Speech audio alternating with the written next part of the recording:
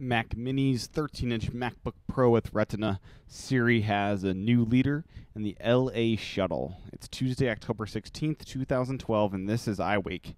I'm Tim Chaten, and this is what's going on in the Apple world today. Good morning, everyone, and welcome to another edition of iWake. A couple things on the show today. First up today is kind of rumor type stuff. It's rumors that I'm having a fun time believing, at least, and that is with this iPad mini event coming up later this month that we may see new Macs. It's being reported now that Mac Minis and the 13-inch Retina will be released at this event. So this would be kind of like how they did the iPhone with the iPod. I could see this having Macs at the event because you need iBooks Author to actually write books for the iPad mini, and I could see that connection being in play there. The 13-inch Retina is said to have the same exact port configuration as its bigger brother, and is said to have really crazy battery life. So I'm curious how they're managing to do all that. But anyways, exciting news nevertheless, and I'm really curious to see some new Macs come out, as I may be in the market for a new Mac in the next couple of months. We'll see. And other news is Siri. According to Kara Swisher of All Things D, Apple's hired major Amazon executive and prominent search technologist William Statsior to run its Siri unit. At the online retail giant, Statsior had been in charge of A9, Amazon's search and search advertising unit. The former Alta Vista exec co-founded the independent company and has run it since Uwe Manber left for Google. So sounds like a very capable person for this, and I'm curious to see how he advances Siri and makes it even a better product than it is today. Moving on is some competitor news, and first up is the big story of Xbox. And I did not even include this in the title hints here, but Xbox and Microsoft is actually launching a music streaming business that will compete with Spotify and Rdio. It's going to be branded as Xbox Music Service, and will be come available as part of Xbox Live, as well as Windows 8 tablets and PCs, and the phones coming out in the next few weeks.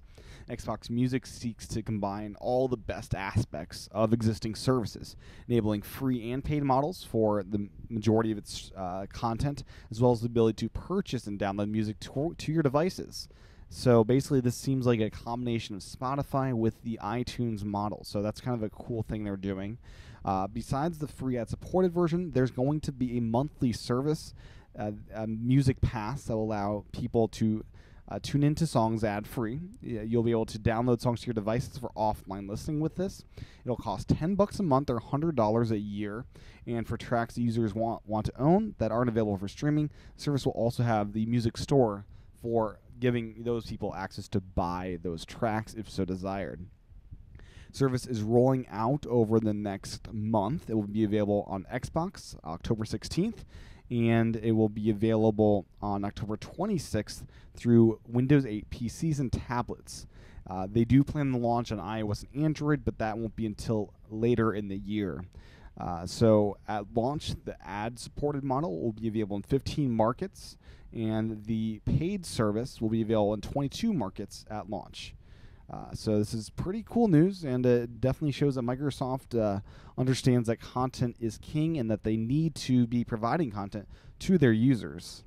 In other news is Kindle DX. The huge Kindle has been discontinued. It's no longer available on Amazon's site for sale, and it just kindly went away. So if you wanted to get one of those, I would encourage you to do it sooner rather than later, as it is now end of life and will be harder and harder to find. In assorted Apple news, I've got two stories. First up is iTunes Connect app has been updated for the iPhone 5 screen, and if you go to iCloud.com, you can now work with reminders as a shared thing. So you can share reminders from iCloud.com. So you're able to share, say, a grocery list with your husband or wife that way. Closing at the show, I got two more stories. First up is T-Mobile launching out its 4G compatible iPhone network in Kansas City. So besides Kansas City getting the Google fiber, they're also getting 4G from T-Mobile. So very cool stuff there. That's the HSBA Plus, really fast network for those that live in Kansas City. And finally today is the Los Angeles having the arrival of the Endeavour. It's a space shuttle that is being driven in through a 12-mile creep through Los Angeles city streets on a 160-wheeled carrier. It's passing through neighborhoods and strip malls, headed towards its final destination of the California Science Center in South Los Angeles. And it's quite a sight to see some of these pictures. The move has been estimated to cost around $10 million to make this all happen. And it's pretty wild that they're doing this. And if you're in the Los Angeles area, I would recommend going to the exhibit once it opens up.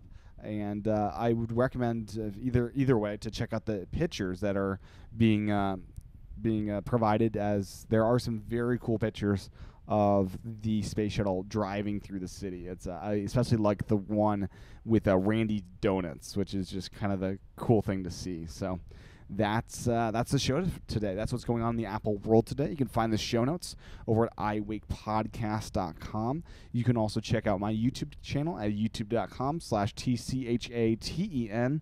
I also do this thing called iWake Again over at iWakePodcast.com/again. Thank you for listening or watching to today's show. I'll be back tomorrow for another edition of iWake. Aloha.